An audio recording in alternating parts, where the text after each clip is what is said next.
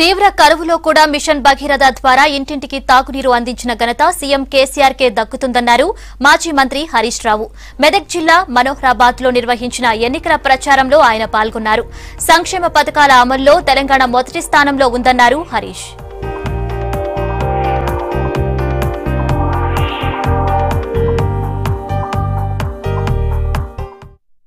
మీ అందరి ప్రేమ ఉంటే 5 లక్షల మెజార్టీతో మన ఎంపీ కొత్త ప్రభాకర్ అన్న లోక్సభలో అడుగుపెట్టారు. మరి కాంగ్రెస్ కోటెత్తే ఏమైతుంది? వాడు గల్లీలో లేడు, రాష్ట్రంలో లేడు, నా ఢిల్లీలో కూడా లేడు. వాళ్ళ చేతిలో నెత్తి లేదు, కత్తి లేదు. మరి ఆ కాంగ్రెస్ పార్టీ ఓటేసినా ఒకటే, మోరీలు వేసినా ఒకటే. దయచేసి ఆలోచన చేయండి. పనిచేసేటోళ్ళకి పనిచేసే టీఆర్ఎస్ పార్టీ ఓటేయాలి, చేతి నిండా పని చేయించుకోవాలి. కొత్త ప్రభాకర్ రెడ్డి అంటే మీ కాళ్ళల్లో చేతులలో మీరు పిలిస్తే పలికే మనిషి.